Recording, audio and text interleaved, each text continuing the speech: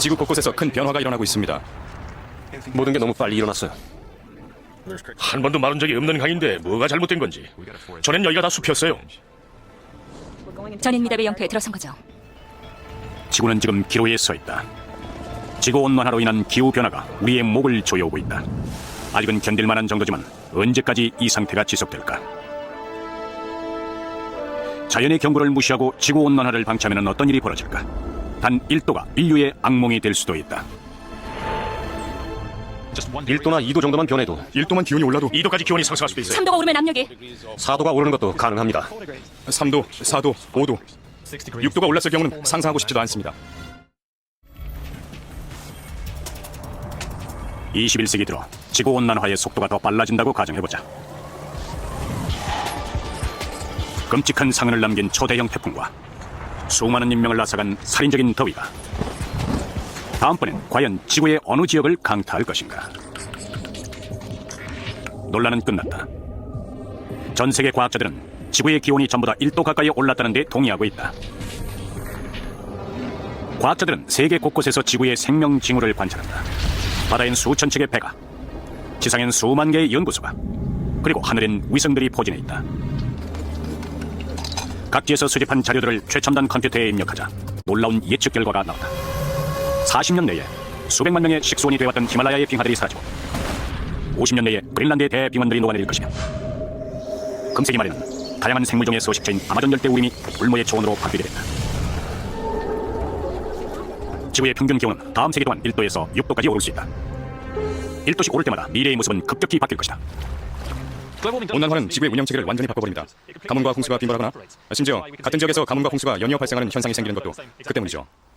내셔널 지오그래픽의 작가 마크 라이너스는 기온 상승이 지구에 미치는 영향을 알기 위해 기후 모형들로부터 자료를 수집해왔다.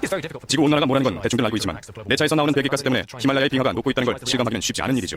전 사람들이 지구 온난화의 문제점을 정확히 이해하고 대비할 수 있도록 돕고 싶습니다. 전문가들은 향후 100년간 지구의 평균 기온이 섭씨 6도까지 오를 수 있다고 예측하지만 미래는 아직 유동적이다. 기온이 조금만 변해도 지구의 환경엔 극단적인 변화가 생긴다.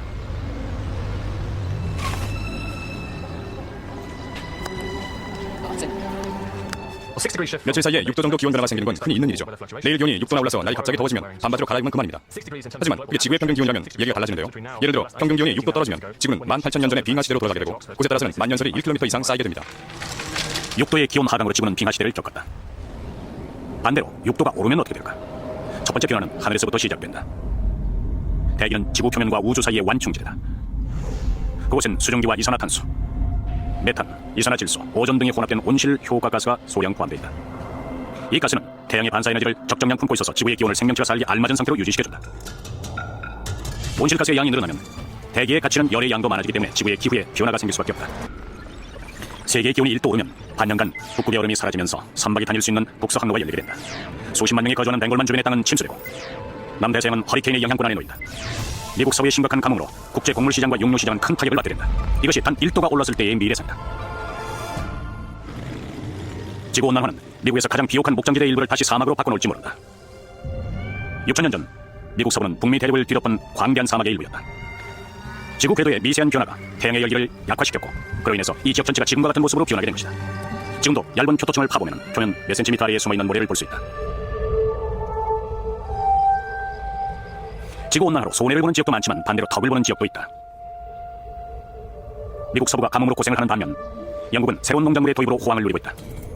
기후 패턴의 변화로 농작물 재배지가 바뀌면서 돈을 버는 사람도 생기고 잃는 사람도 생길 것이다. 이 지방은 겨울이 춥기로 유명한데 갈수록 따뜻해지고 있습니다. 이곳 사람들한테 좋은 일이지만 이렇게 혜택을 보는 지역은 일부에 불과하죠. 최근 영국은 재배가 몹시 까다롭지만 가치는 높은 작물의 생산지로 각광받고 있다.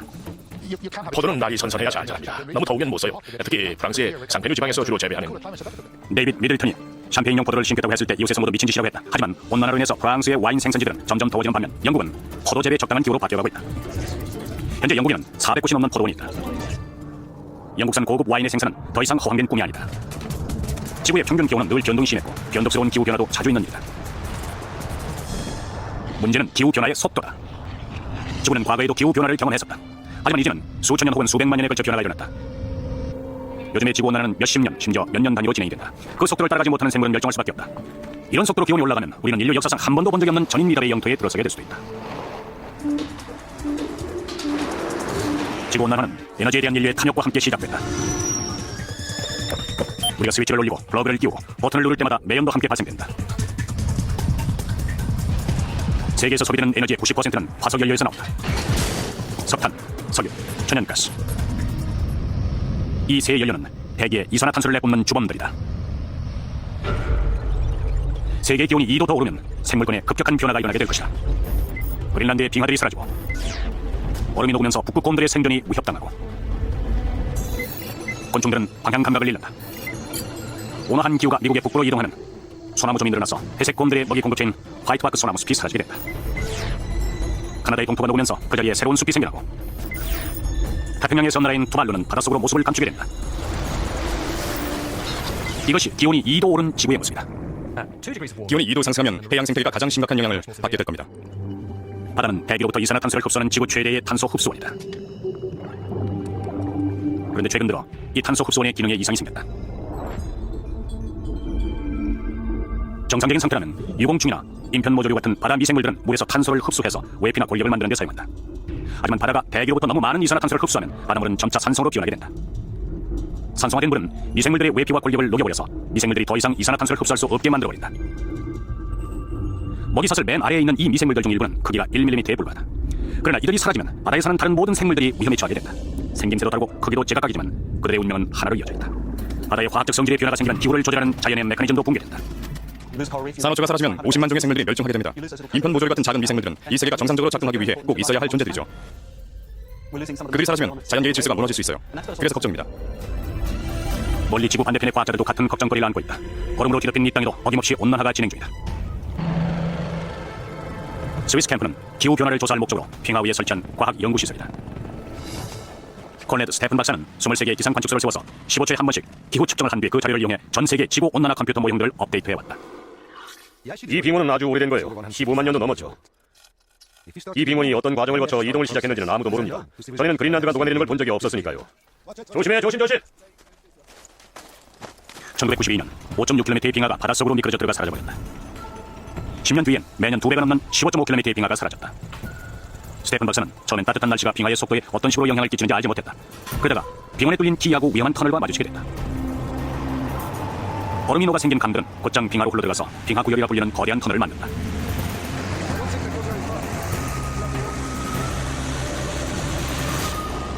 대원들이 광학 섬유 카메라를 내리고 있다. 연구팀은 물이 400m 아래에 있는 기반함까지 내려가서 빙하 밑바닥이 잘 움직일 수 있도록 일종의 윤활유 역할을 해주는 게 아닐까 추측하고 있다. 50m 내려갔어. 60m. 대원들은 숨을 죽이고 결과를 기다렸다. 빙하 밑바닥까지 이어진 터널은 빙상이 점점 더 빠르게 사라지고 있는 이유를 설명해 줄 것이다. 지금과 같은 속도로 빙하가 사라진다면 바닷물의 수위는 100년 안에 1m나 상승할 것이다. 그 결과는 불을 보듯 명확하다. 그린란드의 빙원이 다 녹으면 바닷물의 수위가 7m가량 올라갑니다. 그럼 런던, 뉴욕, 상하이 같은 도시들은 단물에 잠기겠죠. 과학자들은 지구의 평균 기온이 2도가 오른 시점부터 인류의 삶은 근본적으로 바뀌게 될 거라고 보고 있다. 지구온난화는 혹주기관차처럼 통제불능 상태가 된다.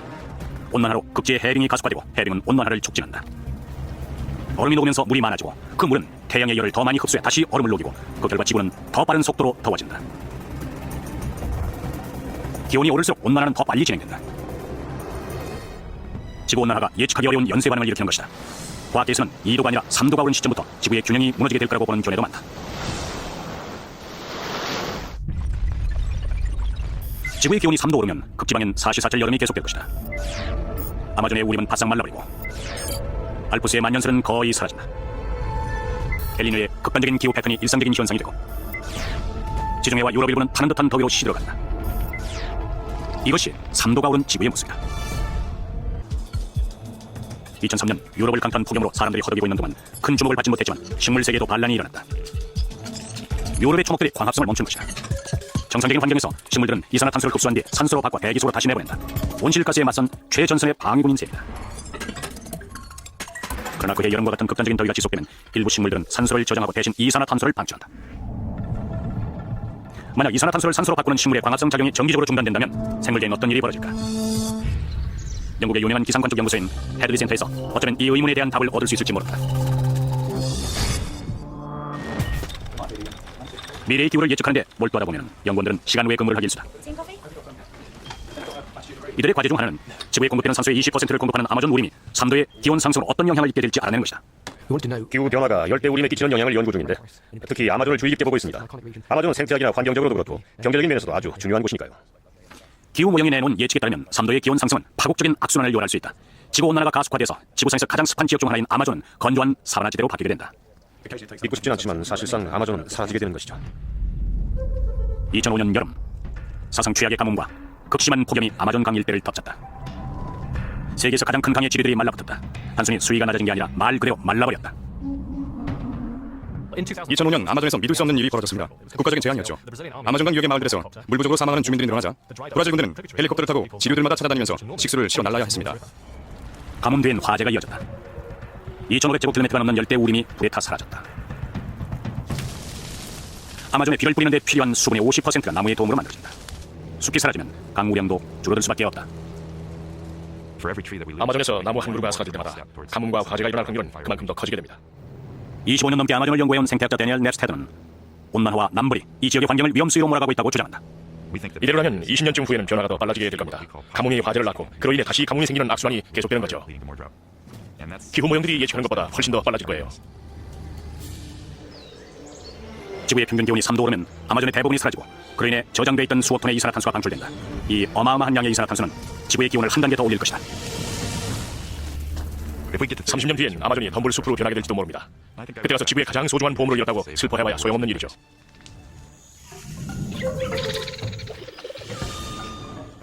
아마존은 복잡한 생태계를 지닌 광대한 땅입니다. 규모가 워낙 커서 지구상에 그 영향력이 미치지 않은 곳이 없죠. 전 세계 인류는 어떤 식으로든 이곳의 생태계와 연결돼 있어요. 이 소중한 땅을 잃어버린다면 인류는 후회하게 될 겁니다. 지금보다 3도가 더워지면 인류는 처음 겪어보는 험악한 날씨를 통해 기후변화를 실감하게 될 것이다.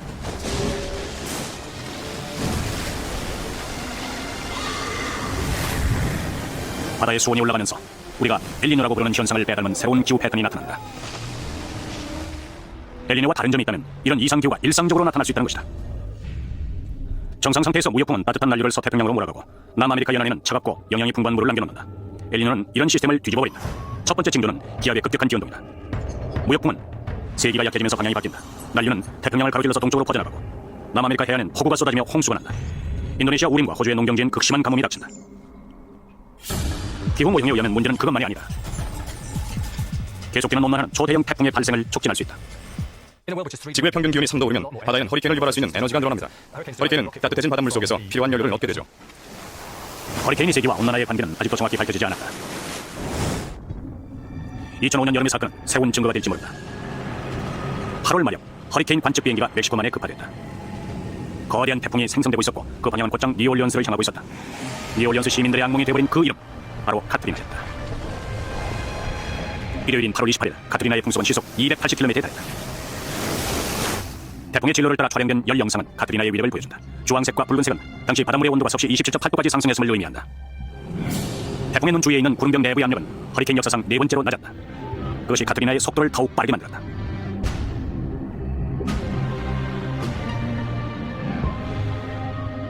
마침내 뉴올리언스에 상륙한 카트리나는 미친듯이 도시를 짓밟으며 전진했다.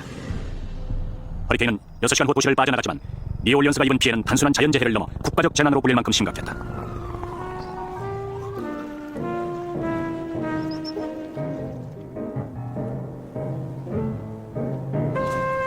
재즈 트럼펫 주자인 어빈 메이필드는 뉴올리언스가 고향이다. 2.5m 높이의 폭풍 해일과 운하가 붕괴되며 밀어닥친 파도는 그가 살던 동네를 휩쓸어버렸다. 집을 지키기 위해 남아있던 아버지의 시신은 몇 주 뒤에 발견됐다.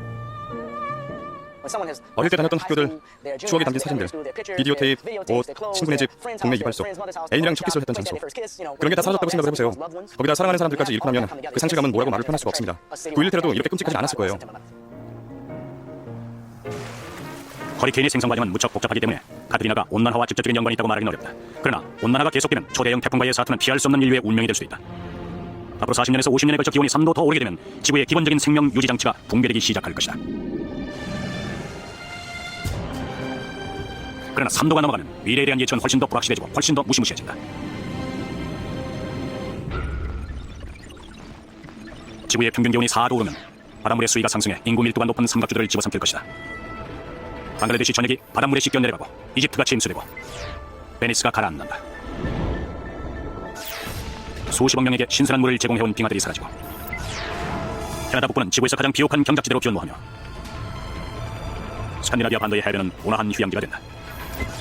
남극 대륙 서부의 빙상이 무너져 바닷물의 수위는 전보다 더 높아질 것이다. 이것이 기온이 4도 오른 미래의 모습이다. 기온이 4도가 오르면 지구는 우리가 전에 알던 것과는 전혀 다른 모습으로 변하게 될 것입니다.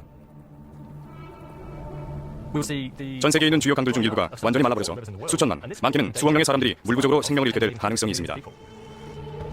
만약 지구의 기온이 4도 오르면 인도의 겐지스 강은 강의 양쪽 끝인 산악빙하와 인도양에서 자멸하기 시작할 것이다. 현지인들이 어머니 겐지스가 부르는 이 강은 인도에서 가장 신성한 강이다. 수백만의 순례자들은 매년 이 강에 모여 강의 탄생을 축하하는 의식을 치른다. 바로 이날 강의 여신인 강가가 가뭄으로부터 사람들을 구하기 위해 땅으로 내려왔다고 한다. 히말라야의 강들은 중국과 네팔, 인도에 사는 10억이 넘는 사람들에게 생명수를 공급해주는 소중한 존재다. 그러나 온난화의 속도가 늦춰지지 않는다면 40년 내에 겐지스 강은 자신의 생존을 위해 싸우는 처지가 될 수도 있다. 생존을 위한 전투는 날카롭게 솟은 히말라야 빙하들의 빙원에서 치러질 것이다. 극지의 만년설을 제외하면 지구상에서 가장 큰 담수 저장고인 히말라야 빙하들은 전 세계의 빙하들 중 가장 빠른 속도로 그 크기가 줄어들고 있다. 겐지스 강의 수원인 이 높은 곳까지 올라오는 사람들은 그리 많지 않다. 80세의 수도승인 스와미 순다라난드는 지난 50년간 겐지스 강 상류의 빙하들을 촬영해왔다. 1956년부터 산 위의 빙하들을 찾아다니며 사진을 찍기 시작했죠. 근데 언제부턴가 빙하들이 예전 같지가 않더군요. 1962년 이후엔 그 변화가 눈에 띌 정도로 심해져서 걱정이 됐습니다. 1965년에 걸어서 메루봉 기슭에 이 빙하까지 올라갔었는데 15년 뒤에 다시 올라가 보니까 빙하가 사라지고 없더라고요. 빙하가 줄어드는 걸 볼 때마다 걱정스럽고 안타까워서 울고 싶은 심정이 듭니다. 신성한 겐지스 강이 사라진다면 이 세계는 부모를 잃은 고아나 다름없어질 거예요. 그의 사진들은 장대한 히말라야 빙하의 50년 변천사를 담고 있다.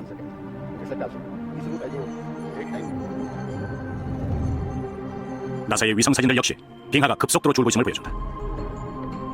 첨단 위성과 일반 카메라로 찍은 사진들을 나란히 놓고 보면 답은 분명해진다. 1년에 30m씩 줄어들기 전에는 이것도 모두 빙하였다. 100년 전만 해도 이 돌은 빙원의 가장자리를 표시하고 있었다.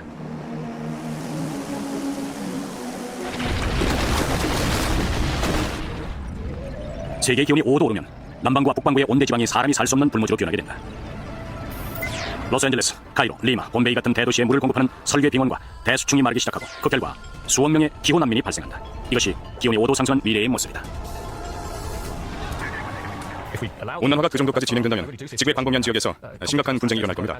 살아남은 사람들끼리 얼마 안 되는 자원을 가지고 싸움을 벌이는 거죠. 그보다 상황이 더 나빠질 수도 있다.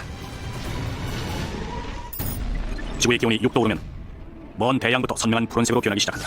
그 지역은 어떤 바다 생물도 살 수 없는 불모의 땅이다. 사막은 맹렬한 기세로 진군하며 대륙을 정복해 나가고 자연재해는 일상적인 사건이 된다.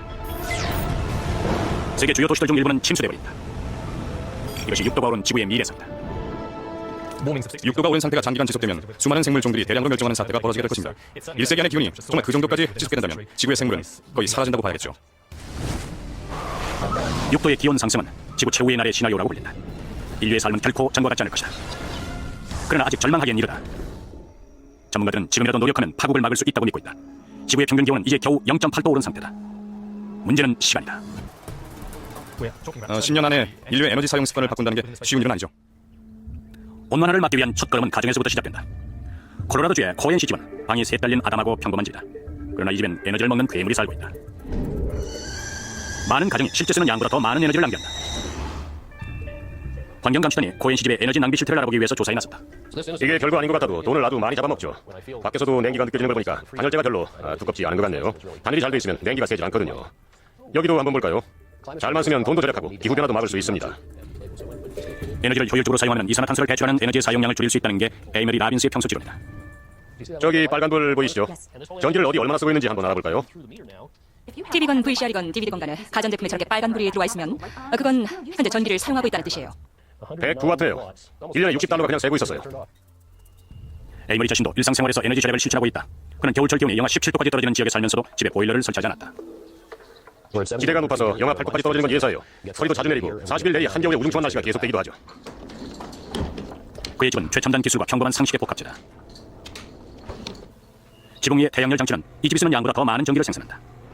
집 전체가 필요로 하는 전기의 양은 전구 하나보다 조금 많은 120W에 불과하다.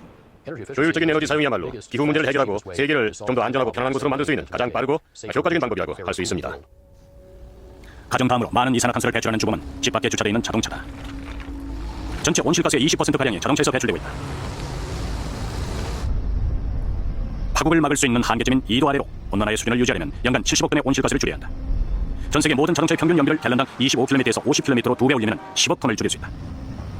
그러나 지구의 기온을 2도 이상 올리지 않으려면 아직도 수십억 톤의 탄소 발자국을 더 감축해야 한다. 화석연료 말고도 대안은 많아요. 태양열도 있고 풍력을 이용할 수도 있고 조수 간만회차를 이용해서 에너지를 얻을 수도 있죠. 이런 에너지원들을 개발하면 화석연료에 대한 의존도를 낮출 수 있습니다. 답은 의외로 가까운 곳에 있을지 모른다. 그러나 지금과 같은 에너지 난용이 계속된다면 답을 찾기 전에 파국이 먼저 찾아올 수 있다. 미래는 과학의 힘을 필요로 하고 있다. 영국에선 이미 국제물리학자 팀이 에너지 문제의 궁극적인 해결책인 핵융합을 연구하고 있다. 과학자들은 태양계 유일의 발전소이자 최고의 발전소인 태양을 모델 삼아 핵융합로를 건설하고 있다. 핵융합이 실용화된다면 인류는 온실가스를 배출하지 않는 무한대의 열 에너지원을 얻게 된다. 우주에서 빛나는 별들은 핵융합 에너지를 방출하고 있는데요. 그 별들에서 일어나는 과정을 재현해 동일한 에너지를 얻은 뒤에 그 에너지로 전력을 생산하는 게 저희들의 목표입니다. 쉬운 일은 아니다. 핵융합로의 중심부는 태양보다 10배 가까이 뜨겁다. 강력한 자기장은 초고온의 플라즈마를 밀폐시켜서 원자로의 벽이 녹는 걸 막아준다. 이 실험이 성공한다 해도 핵융합 에너지를 실용화해 전력을 생산하기까지는 적어도 30년은 더 걸릴 것이다. 핵융합은 넘어야 할 산이 많긴 하지만 그래도 실현 가능성이 높은 편이다. 그렇다면 지구 궤도에 반사 거울을 대량으로 띄우는 방법은 어떨까? 최근의 한 연구 결과 지름 1m가량의 거울 100만 개를 띄우면 태양열을 어느 정도 차단해서 지구의 기온을 낮출 수 있다는 결론이 나왔다. 어떻게 되겠자는 생각은 이제 통하지 않아요. 현재 우리가 갖고 있는 걸 최대한 활용해서 10년 안에 해결책을 찾아야 합니다. 인류는 여전히 에너지를 폭식하고 있다. 우리의 탄소 발자국 양은 어마어마하다. 온난화가 빨라질수록 탄소 발자국의 걸음도 빨라진다. 어느 시점이 되면 기후변화는 자신만의 생명을 얻어 누구도 제어할 수 없는 폭주 기관차로 변하게 된다. 인류에겐 더 이상 망설일 시간이 없다. 기온이 6도가 오르는 최악의 상황에서도 살아남는 생물은 있을 것이다. 그러나 극심한 온난화를 겪고 난 뒤의 지구는 지금과는 전혀 다른 모습으로 변해 있을 것이다. 과연 얼마나 변하게 될까? 과학자들은 이렇게 대답했다. 자신들은 모른다고, 그리고 앞으로도 영원히 모르게 되길 바란다고.